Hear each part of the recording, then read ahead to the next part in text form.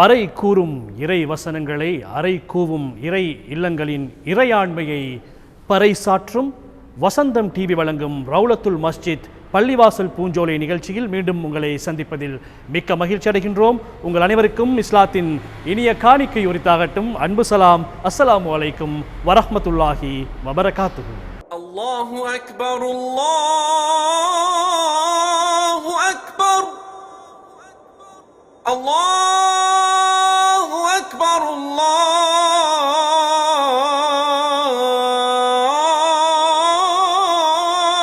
அக்பர். கண்டி மாவட்டத்தில் ஐக்கியத்திற்கு முன்னுதாரணமாக திகழும் 125 வருடங்கள் பழமை வாய்ந்த ஒரு பள்ளிவாசலிலிருந்து தான் நாம் இன்று உங்களை சந்திக்கின்றோம். ஆம், குளிரும் கம்பளையில் மிளிரும் பள்ளிவாசலான கம்பளை டவுன் பள்ளிவாசலில் இருந்து தான் இன்றைய நிகழ்ச்சி உங்களை சந்திக்க வருகிறது. வாருங்கள், நிகழ்ச்சிக்குள் செல்வோம். அஷ்ஹது அல்லா இலாஹ இல்லல்லாஹ்,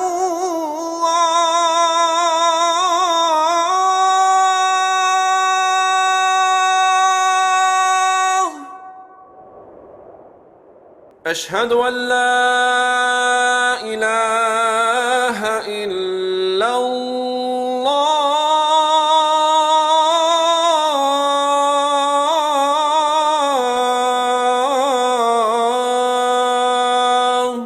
அஸ்ஸலாமு அலைக்கும் வரஹ்மத்துல்லாஹி தஆலா வபரகாத்து.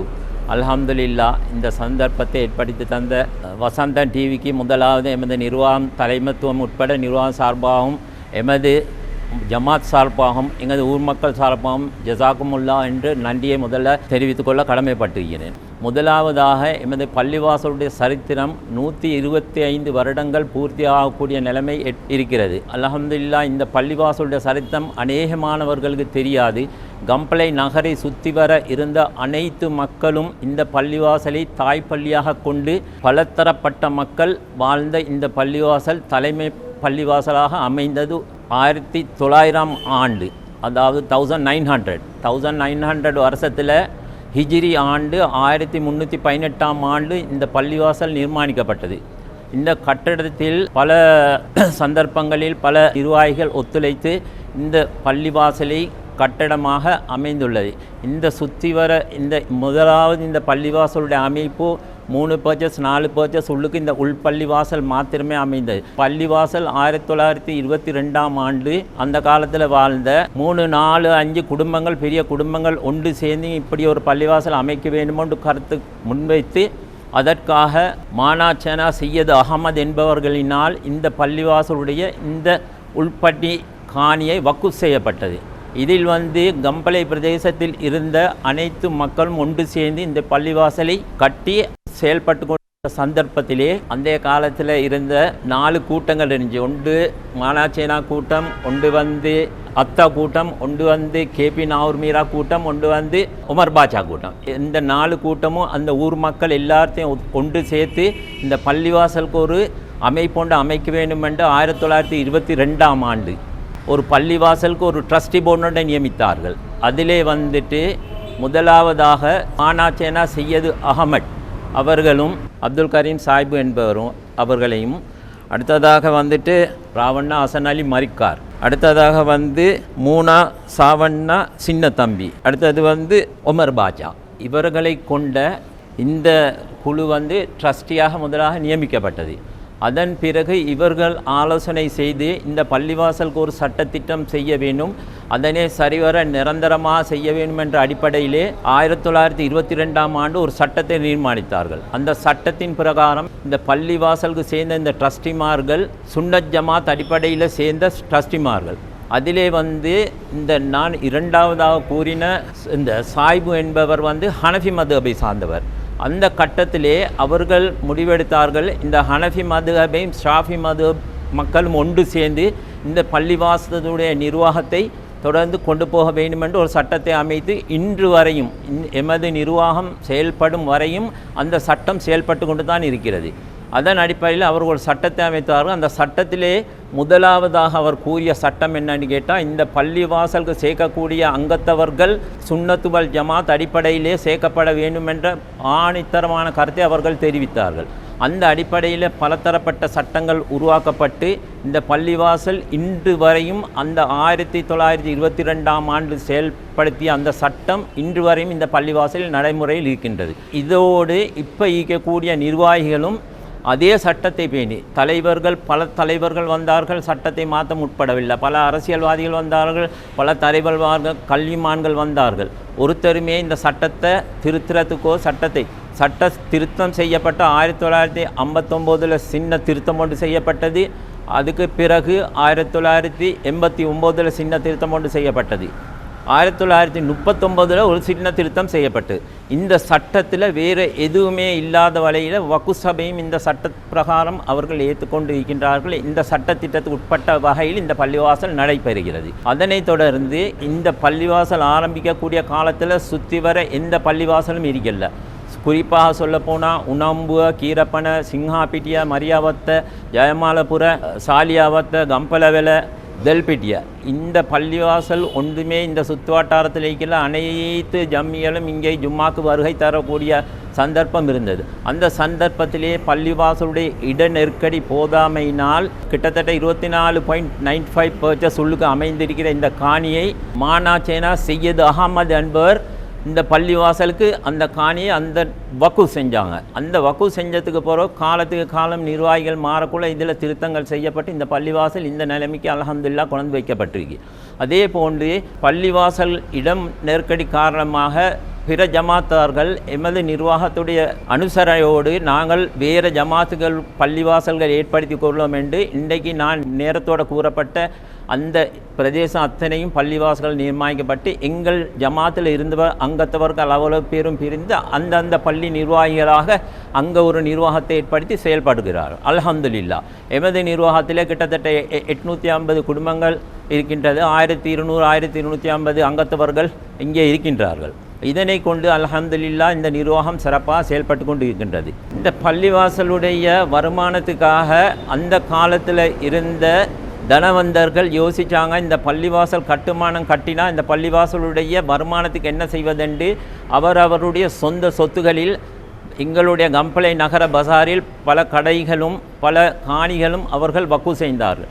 அதனுடைய வருமானங்களை சுற்றி வர வைத்து அல்ஹம்துலில்லாஹ் இன்றைக்கு பள்ளிவாசலுடைய வருமானத்தை கொண்டு இன்றைக்கு அழகான முறையில் பள்ளிவாசல் நிர்வாகம் அதனை செய்து கொண்டு போகிறது. அஷ்ஹது அன்ன முஹம்மதர் ரசூலுல்லாஹ்.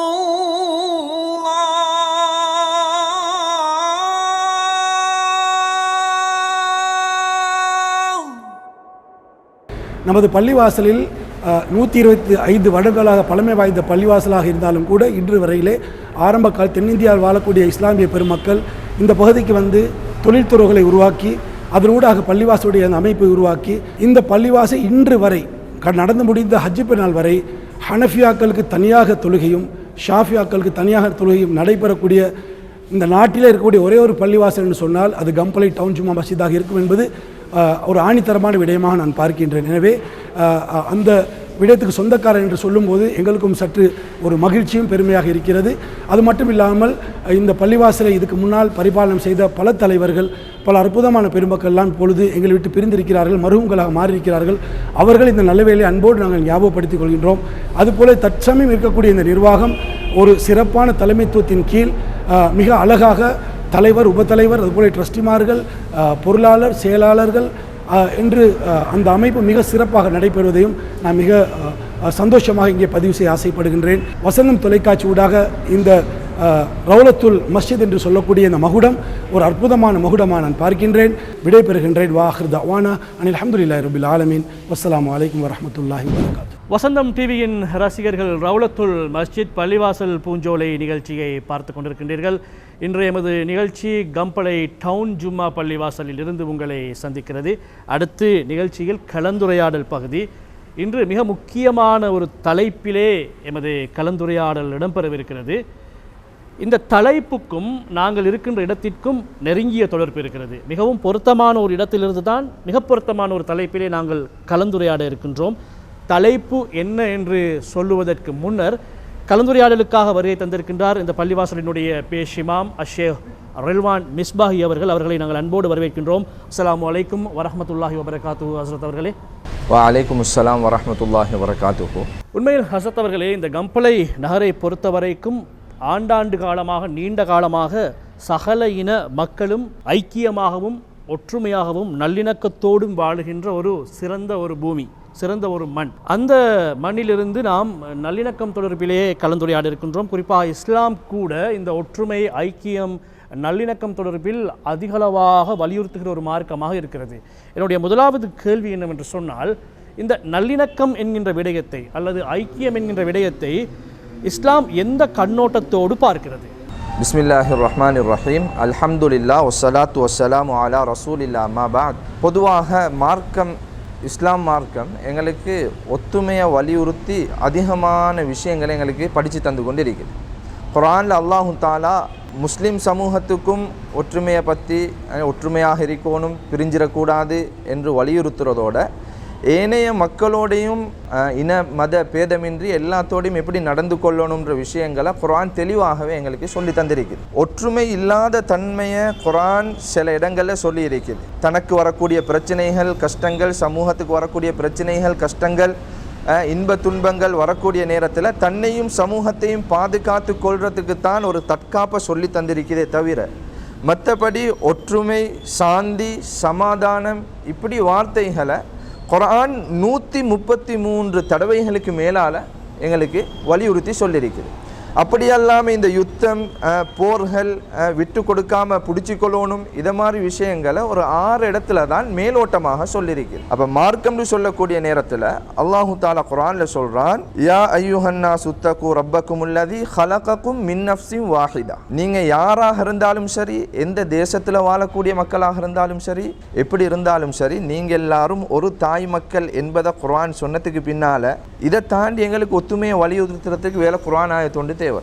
அல்லாஹ் தாலா சொல்றான், வஜஅல்னாக்கும் ஷுஉபன் வ கபாயில லிதஅரஃபு. நாங்கள் தான் உங்களை பிரித்து வச்சிருக்கோம். இது அல்லாஹ்வுடைய சுன்னத்து. எங்கட வெளித்தோற்றத்தில் நாங்கள் பிரிஞ்சு அங்கே இங்கே இப்படி முழு உலகத்திலேயும் மனிதர்கள் வாழ்ந்து கொண்டிருந்தாலும், நீங்கள் கேட்ட கேள்வியோட சம்மந்தப்பட்டது தான். பொதுவாக நீங்கள் கம்பளையை மட்டும் கேட்டீங்க. ஏன்ற ஒரு கருத்து என்னன்னா, நாங்கள் கம்பளையை மட்டும் இல்லாமல் முழு உலகத்தையும் யோசிப்போம். ஏன்னா முழு உலக மக்களும் ஒரு தாய் மக்கள் என்பதை குர்ஆன் சொல்லுது. ஒவ்வொரு நபிமார்களையும் அந்த கூட்டத்துக்கு அனுப்பக்கூடிய நேரத்தில் அல்லாஹ் தாலா சொல்கிறான், உங்களோட சகோதரரை நபியாக நாங்கள் அனுப்பினோம் உங்களுக்கு. அஹாஹும் ஹூதா, அஹாஹும் நூஹ், இப்படி அல்லாஹு தாலா ஒவ்வொரு நபிமார்களுடைய பேரையும் சொல்லி உங்களோட சகோதரரை நாங்கள் அனுப்பினோம், உங்களோட சகோதரர் இவர்.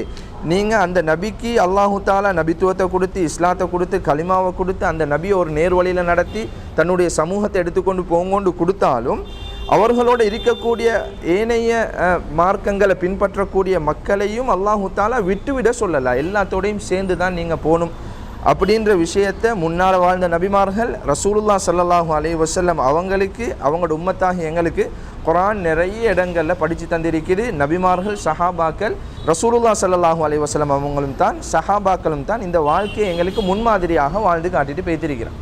அப்போ எங்களோட மார்க்கத்தை பொறுத்த வரையில் எங்களுக்கு தரப்பட்ட கடமைகளை நாங்கள் செய்கிறதோட சமூகத்தோடு எப்படி வாழணும், ஏனைய சமூகத்தார்கள், அவர்களுடைய ஏனைய கலாச்சாரங்களை பின்பற்றக்கூடியவர்கள், மதங்களை பின்பற்றக்கூடியவர்கள், மாற்று மத சகோதரர்கள், இவர்களோடு எப்படி நாங்கள் சேர்ந்து வாழணுன்றதை அழகான முறையில் தெளிவாக எங்களுக்கு மார்க்கம் சொல்லி தந்து தான் இருக்குது.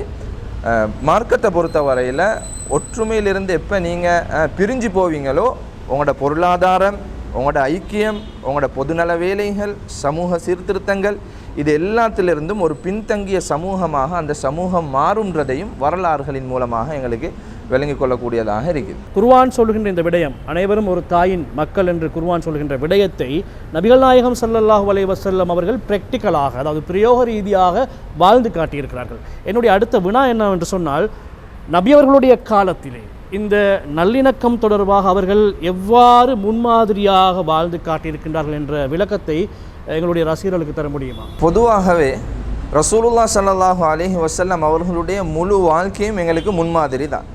நபி ஸல்லல்லாஹு அலைஹி வஸல்லம் அவங்க பிறக்கக்கூடிய காலம் அது ஜாஹிலியா காலம். மக்கள் எல்லாம் முரடர்களாக, எந்த விதமான ஒரு முன்னேற்றமும் இல்லாத, எந்த அளவுக்கு வரலாற்றில் சொல்லுவாங்கன்றா, அந்த அரேபிய தீபகற்பத்தை ஆட்சி செய்கிறதுக்கு கூட ஏனைய வல்லரசுகள் முன்னுக்கு வரல. இப்படியாப்பட்ட ஒரு மண்ணில் தண்ணீர் இல்லை, மக்களுடைய உள்ளங்கள் எல்லாம் கரடு முரடான நிலைமையில், இந்த நிலைமையில தான் ரசூலுல்லாஹ் ஸல்லல்லாஹு அலைஹி வஸல்லம் அவங்க பிறந்தாங்க. நபி அவங்க பிறக்கக்கூடிய நேரத்திலேயே ரசூலுல்லாஹ் ஸல்லல்லாஹு அலைஹி வஸல்லம் அவங்களோட வாப்பா இல்லை, தாய் மட்டும் இருக்கிறாங்க. கொஞ்சம் கொஞ்சமாக அவர்களுடைய வளர்ச்சி, 40 வயதில் நபி பட்டம், எப்போ நபித்துவம் கொடுக்கப்பட்டதோ அப்போ சமூகத்துக்கு அல்லாஹு தாலா இறக்கி விட்டுட்டான் நபி அவங்க. இப்போ அவங்களுக்கு சமூகத்திலிருந்து தூரமாக இயலாது. குர்ஆன் ஆயத்து இக்ரா பிஸ்மி ரப்பிக்கல்லதி ஹலக், அல்லாஹ்ட பேரை சொல்லி ஓதுங்கோன்னு சொல்லி சூரத்துல் இக்ராவுடைய 5 ஆயத்தை அல்லாஹு தாலா இறக்கினத்துக்கு பின்னால் அடுத்த கட்டமாக அல்லாஹு தாலா சொன்னது, உங்களுக்கு நாங்கள் வஹியை தந்தது நீங்கள் தூரமாக வீட்டில் உட்கார்ந்து கொண்டிருக்கிறதுக்கு இல்லை. யா ஐயுஹல் முஸம்மில், நபி அவங்க பயந்து போர்வையை போத்தி கொண்டிருந்தாங்க. இப்போ அல்லாஹு தாலா சொல்கிறான், கும் யா ஐயுஹல் முஸம்மில் கும் ஃபஅன்திர், நீங்கள் எலும்பி பெய்து மக்களோட சமூகத்தோடு நீங்கள் சேரணும், அல்லாஹை பற்றி சொல்லி கொடுக்கணும். அப்போ சமூகத்திலிருந்து நபி அவங்களுக்கு தூரமாக இயலாது, நபி அவங்க சமூகத்தோடு இருக்கணுன்ற கட்டளை அல்லாஹு தாலா கொடுத்துட்டான். அதே போல் அல்லாஹு தாலா அடுத்த சூறால சொல்கிறான், யா ஐயுஹல் முத்தஸிர் கும் ஃபஅன்திர் வரப்பக ஃபகப்பிர், அதாவது போர்வையை பொருத்தி கொண்டிருப்பவரை நீங்கள் எலும்பி பெய்த்து அல்லாட வல்லமைகளை சக்திகளை மக்களுக்கு சொல்லி கொடுங்க என்பதாக அல்லாஹு தாலா சொல்கிறான். இப்போ நபி அவங்க இப்படியே சமூகத்தோடு வாழ ஆரம்பிக்கிறாங்க. எந்தவித வளமும் இல்லை, மார்க்கம் கொஞ்சம் கொஞ்சமாக வளர ஆரம்பிக்கக்கூடிய நேரத்தில் பலவிதமான சோதனைகள் கஷ்டங்கள் அவங்களோட சமூகத்தால் தான் வந்துச்சு. இந்த சமூகம் எனக்கு இப்படி செய்தே என்ன கஷ்டப்படுத்துகிறாங்களே, என்னோடு இருக்கக்கூடிய மக்கள் என்ன தூரமாக்குறாங்களே என்று சொல்லி ஒரு நாளும் நபி அவங்க சோர்ந்து போனது இல்லை. அப்படி நபி அவங்க சோர்ந்து போவாங்களாக இருந்தால் இன்றைக்கு நாங்கள் களிமா சொல்லியிருப்போமான்றது சந்தேகம். எல்லா கஷ்டங்களுக்கு மத்தியிலையும் நபி அவங்களுக்கு உயிர் பயம் காட்டப்பட்டுச்சு, நபி அவங்களோட சொத்து செல்வங்களை அவர்களுடைய வியாபாரங்கள் தடை செய்யப்பட்டது. இப்படி நபி அவங்க சமூகத்தோட பழகி நபி அவர்களுடைய முழு சிந்தனையும் இந்த சமூகத்தை நான் உண்டுபடுத்தணும். இப்போ மக்காலிருந்து மதீனாக்கு ஹிஜ்ரத் போகிறாங்க. ஹிஜ்ரத் பெய்த்து நபி அவங்க செஞ்ச முதலாவது வேலை என்னான்டா, மதீனா சாசனம், தண்ட சமூகத்தோட மதீனாவுடைய எல்லையில் இருக்கக்கூடிய மக்களோட, யஹூதிகளோட, நஸ்ரானிகளோட ஒரு உடன்படிக்கை செஞ்சாங்க. எங்களோட வாழ்க்கையை நாங்கள் இப்படி வாழ்ந்தால் எங்களோட சமூகத்தை மேலே கொண்டு வரையணும், எங்களோட பொருளாதாரம் மேம்படும், எங்களோட கல்வி மேம்படும், எங்களோட ஒத்துமை மேம்படும், எங்களை எந்தெந்த வல்லரசுகள் எல்லாம் ஆட்சி செய்ய இயலா இவங்க ஒதுக்கப்பட்டவங்கன்னு ஒதுக்கினாங்களோ இவங்களோட முன்னால் எங்களோட சமூகத்தை எழுப்பாட்டி நிப்பாட்டேலும் என்ற ஒரு கொள்கையோட மதீனா சாசனம் எழுதப்பட்டது. மதீனா சாசனத்துடைய அதாவது மதீனா உடன்படிக்கை என்பதாக சொல்லுவாங்க. இதில் எழுதப்பட்ட மிக முக்கியமான விஷயங்கள் இன்று வரைக்கும் சமூக நீதியாக எங்களுக்கு எடுத்துக்கொள்ளும். அதில் முதலாவது எழுதப்பட்டது, அனைவருக்கும் சமமான நீதி வழங்கப்படும். அல்லாஹு அக்பர். நபி அவர்களுடைய தூர சிந்தனையை பாருங்க, எல்லாத்துக்கும் ஒரே நீதி, பாகுபாடு இல்லை. ஏண்ட சொந்தக்காரன் வந்தாலும் இதை நபி அவங்க செஞ்சும் காட்டினான்.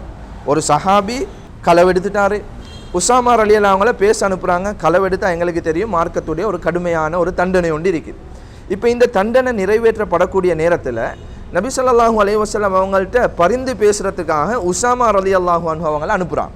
இப்போ நபி அவங்க சொன்னாங்க, நீங்கள் என்கிட்ட பரிந்து பேச வாரீங்களா? சத்தியமாக சொல்கிறேன், என்ற மகள் ஃபாத்திமா களவெடுத்திருந்தாலும் ரலியல்லாஹு அன்ஹா அவங்களுக்கும் இந்த தண்டனை நிறைவேற்றப்படும்னு நபி அவங்க சொன்னாங்க. தன்னுடைய மகளாக இருந்தாலும் நிறைவேற்றப்படும்.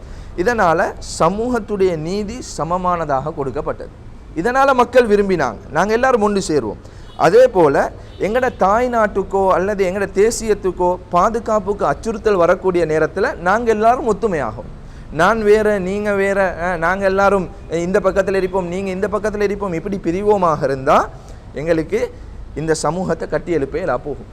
அப்போ சமூக ஒத்துமையை சமூகத்தோட ஒரு சமூகம் மேலே எழும்புறதுக்காக நபி அவங்க செஞ்ச 2வது சாசனம் என்னான்டா, பாதுகாப்புக்கு அச்சுறுத்தல் வருது அல்லது தேசியத்துக்கு அச்சுறுத்தல் வருது, எங்களோட பராமரிப்புக்கு கீழால் இருக்கக்கூடிய மக்களுக்கு ஒரு அச்சுறுத்தல் வருதுன்னு சொன்னால் நாங்கள் எல்லாரும் ஒத்துமையாக சேர்ந்து அதை எதிர்க்கணும். இப்படி தன்னை சார்ந்தவர்களுடைய நலன்களை மட்டும் இல்லாமல் அந்த சமூகத்தோடு சேர்ந்திருந்த அந்த மண்ணுக்குரிய மைந்தர்கள் யார் யாரெல்லாமோ எல்லாத்துடைய முன்னேற்றத்துக்காகவும் எல்லாத்துடைய நலவுக்காகவும் எழுதப்பட்ட ஒரு சாசனமாக இது அமைஞ்சிச்சு. இதுக்கு பின்னால் நபி அவங்க 10 வருஷம் மதீனாவில் வாழ்ந்தாங்க. நபி அவங்க இப்படி போட்ட ஆரம்பம், சமூகத்தை ஒத்துமைப்படுத்தணுன்ற ஆரம்பத்தை போட்டு வழிகாட்டலை கொடுத்தாங்க. 10 வருஷம் போகல மதீனா தலைநகரமாக மாறிச்சு. இது வரலாறு எங்களுக்கு சொல்லித்தருது. அப்போ ஒற்றுமையுடைய முக்கியத்துவம் ஏனைய சமூகத்தார்களோட நாங்கள் சேர்ந்து வாழக்கூடிய நேரத்தில் விட்டு கொடுப்போட புரிந்துணர்வோட நல்ல ஐக்கியத்தோடு வாழக்கூடிய நேரத்தில் நாங்கள் வாழக்கூடிய இடம் மேம்படுன்றதுக்கு இது ஒரு சான்றாக எங்களுக்கு எடுத்துக்கொள்ளும். இதுதான் நபி அவர்களுடைய வாழ்க்கையில் ப்ராக்டிக்கலாக நபி அவங்க எங்களுக்கு காட்டி தந்த சமூக ஒற்றுமையை இதிலிருந்து எங்களுக்கு பார்த்துக்கொள்ளும் இன்ஷா அல்லாஹ். ஆம் ஹசரத் அவர்களே, இந்த தேசத்தினுடைய நலன் தொடர்பாக தேசத்திற்காக ஒன்றுபடுதல் என்கின்ற ஒரு மிக முக்கியமான விடயத்தை உங்களுடைய பதிலே சுட்டிக்காட்டியிருந்தீர்கள். என்னுடைய அடுத்த வினா என்னவென்று சொன்னால், இந்த இலங்கை போன்ற பல்லின சமூகம் வாழுகின்ற நாட்டிலே, குறிப்பாக பௌத்த மக்கள் பெரும்பான்மையாக வாழுகின்ற இந்த நாட்டிலே, முஸ்லீம்களாகிய நாங்கள் சிறுபான்மையாக வாழுகின்ற இந்த நாட்டிலே, எங்களுடைய இந்த முஸ்லீம்களுடைய செயற்பாடுகள் இந்த நல்லிணக்கத்தை வலியுறுத்துவதற்காகவும் சரி, அல்லது இந்த தேசத்தினுடைய இறையாண்மையை பாதுகாப்பதற்காகவும் சரி, எப்படி அமைய வேண்டும்? பொதுவாகவே பெரும்பான்மை சமூகத்தோடு வாழக்கூடிய நேரத்தில் எங்களுக்கு முன்னால் உள்ள வரலாறுகளை நாங்கள் எடுத்து பார்ப்போமாக இருந்தால், முஸ்லீம்கள் பெரும்பான்மையாகவும் பிற மதத்தவர்கள் சிறுபான்மையாகவும் இருக்கக்கூடிய சந்தர்ப்பத்தில் முஸ்லீம்களால் அந்நிய மக்களுக்கு, பிற மதத்தை பின்பற்றக்கூடிய மக்களுக்கு முழு உரிமையும் கொடுக்கப்படணுன்றதை இஸ்லாம் சம்பூர்ணமாக வலியுறுத்தி தான் இருக்குது.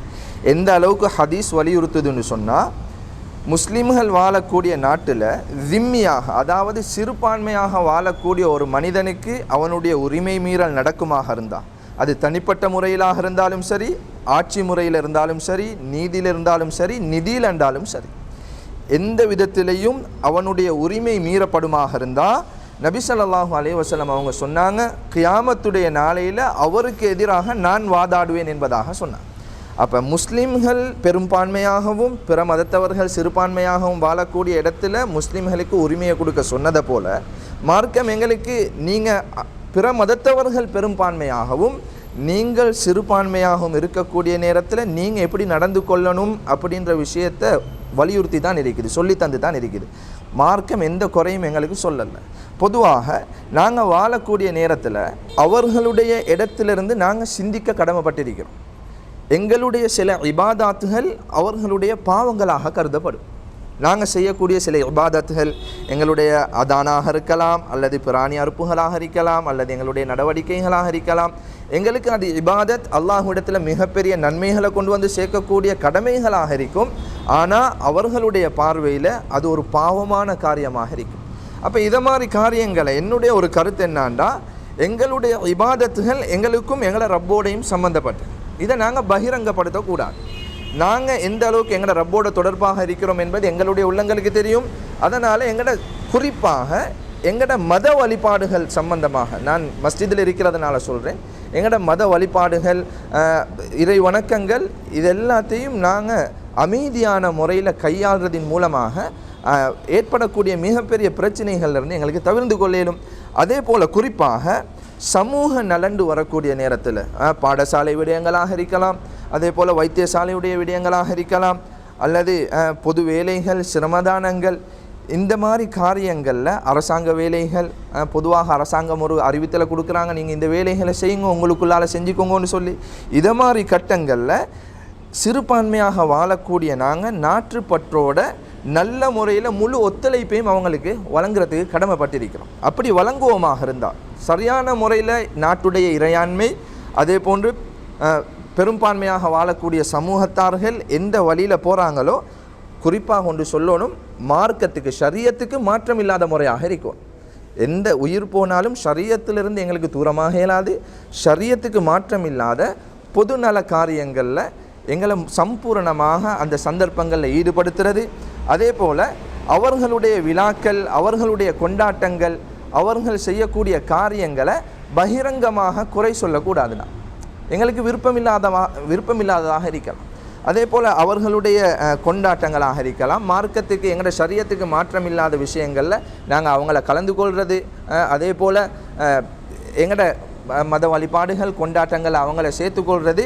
எனக்கு மிச்சம் சந்தோஷமான ஒரு விஷயத்தை நான் கட்டாயம் சொல்லணும். என்னான்டா, இந்த கம்பளையை பொறுத்த வரையில் முழு நாட்டிலையும் பாரதூரமான பிரச்சனைகள் நடந்த போதிலையும் எங்களோட உலமாக்கள், பிற மத தலைவர்கள், கோயில் இருக்கக்கூடிய அவர்களுடைய மத தலைவர்களாக இருக்கலாம், அதே போல் பௌத்த மதத்தவர்களுடைய மத தலைவர்களாக இருக்கலாம், அதே போல் கிறிஸ்தவர்களுடைய சேர்ச்சில் இருக்கக்கூடிய அந்த ஃபாதிரிமார்களாக இருக்கலாம், எல்லாரும் ஒன்றாக செயற்பட்டாங்க. அதனால் இந்த கம்பளையுடைய எல்லையிலுக்கு எந்த பிரச்சனையும் நடக்காமல் பாதுகாக்கப்பட்டுச்சு.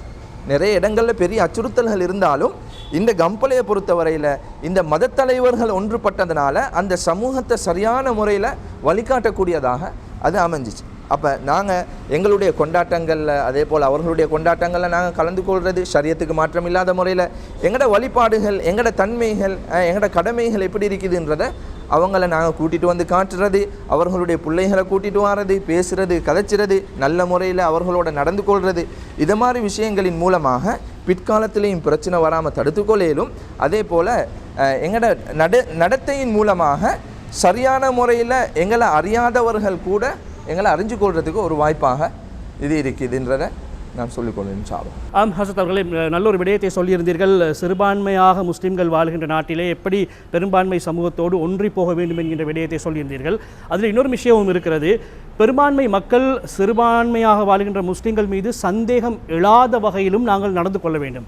சில சந்தர்ப்பங்களில் உதாரணத்துக்கு சொல்ல வேண்டுமாக இருந்தால், இந்த பாகிஸ்தான் ஸ்ரீலங்கா போன்ற 2 நாடுகள் கிரிக்கெட் விளையாடுகின்ற பொழுது சில முஸ்லீம்கள் பாகிஸ்தானுக்கு ஆதரவு தெரிவிக்கின்ற, சப்போர்ட் பண்ணுகின்ற சில சூழலை நாங்கள் பார்த்திருக்கின்றோம். கேட்டால் சொல்வார்கள், இது வெறுமனே விளையாட்டு தானே என்று சொல்லி. ஆனால் பெரும்பான்மை சமூகம் அவர்களை எப்படி பார்க்கிறது என்று சொன்னால், தேச துரோகிகளாக, நாட்டின் துரோகிகளாகத்தான் பார்ப்பார்கள். அதில் ஒரு பக்கம் நியாயமும் இருக்கிறது.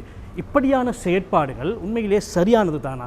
இதனுடைய விளைவுகள் எப்படி அமையும் என்பதை கொஞ்சம் சொல்ல முடியுமா? முக்கியமான ஒரு கேள்வியை கேட்டீங்க. பொதுவாகவே விளையாட்டுன்னு வரக்கூடிய நேரத்தில், நீங்கள் விளையாட்டை சம்மந்தப்பட்டு கேட்டதுனால நான் அதற்குரிய பதிலை தாரேன். விளையாட்டுன்னு வரக்கூடிய நேரத்தில் இஸ்லாம் விளையாட்டை ஒரு நாளும் தடுத்தது கிடையாது.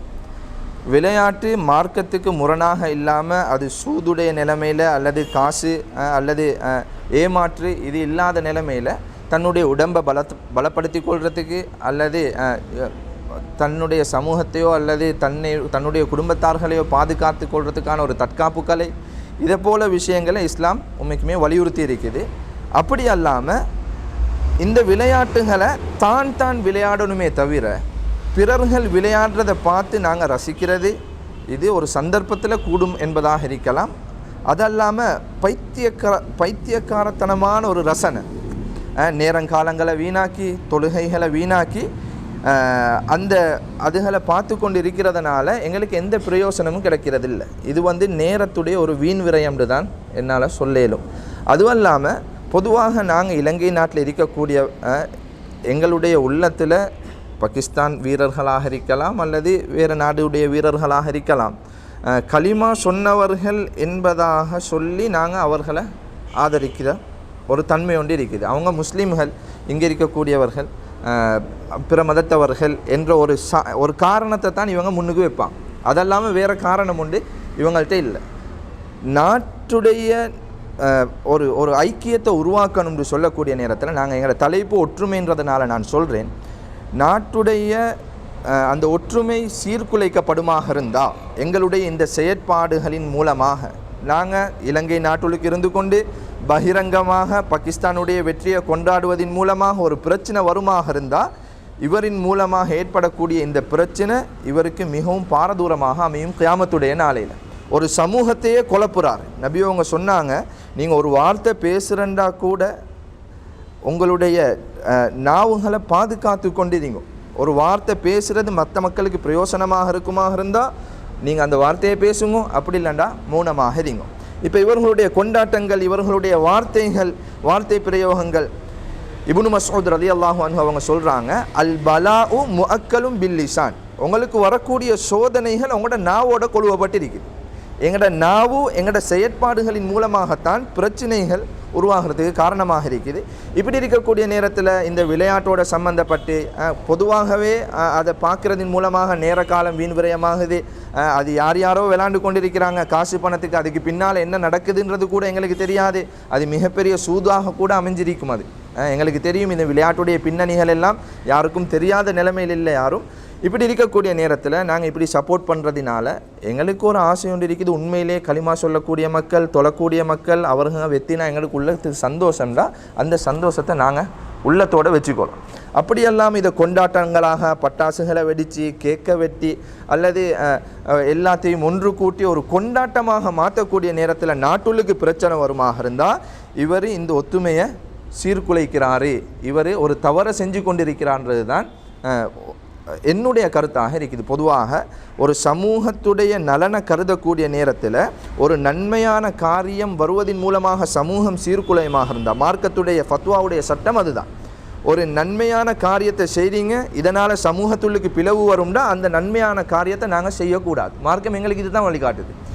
அதே போல் நாங்கள் செய்கிறதே ஒரு தவறு, அந்த தவறை செய்கிறதின் மூலமாக சமூகம் பிளவுபடுமாக இருந்தால் இவர் செய்யக்கூடிய இந்த மனிதர் ஒரு தவறிழைத்தார் என்பது தான் இதனுடைய வெளிப்படையான கருத்தாக இருக்குது. அதனால் நாங்கள் யாருக்கும் சப்போர்ட் பண்ணலாம், பேச்சுரிமை இருக்குது, மத உரிமை இருக்குது, கலாச்சாரங்களை பின்பற்றக்கூடிய இந்த இலங்கை நாட்டை பொறுத்தவரையில் சிறுபான்மையினர்களுக்கு எல்லா விதமான பொதுவான சிவில் சட்டமும் எங்களுக்கு தரப்பட்டது போல தான் பெரும்பான்மையினருக்கு இருக்குது. யாருக்கும் பாகுபாடு காட்டப்பட்டதில்லை. அப்போ நாட்டுப்பற்று நாடுன்னு வரக்கூடிய நேரத்தில் நான் குறிப்பாக எந்த நாட்டில் இருக்கிறேனோ அந்த நாட்டுடைய இறையாண்மைக்கு அடிபணிஞ்சு நடக்கிறது, சிவில் சட்டங்களுக்கு அடிபணிஞ்சு நடக்கிறது. அதே போல் அந்த நாட்டை நாங்கள் நேசிக்கிறது, நபி அவங்க சொன்னாங்க தாய் நாட்டை நேசிக்கிறது ஈமானில் உள்ள ஒரு பகுதி என்பதாக சொன்னாங்க. அப்போ நாங்கள் இந்த மண்ணில் பிறந்திருக்கிறோம், இந்த மண்ணில் வாழ்கிறோம், இந்த மண்ணில் சம்பாதிக்கிறோம், இந்த மண்ணில் திருமணம் முடித்தோம், குழந்தை குட்டிகளோடு சந்தோஷமாக வாழ்கிறோம். இப்படி இருக்கக்கூடிய நேரத்தில் நாங்கள் இன்னொரு நாட்டு வீரனுக்கு சப்போர்ட் பண்ண போய் இந்த நாங்கள் வாழக்கூடிய இடம் குழப்படியாக ஒரு குழப்பம் உருவாகமாக இருந்தால் இது கூடாது என்பது தான் இதனுடைய நீங்கள் கேட்ட கேள்வியுடைய விளக்கமாக இருக்குது. அப்படி செய்கிறது எங்களுக்கு ஒரு மன திருப்தியை தருது.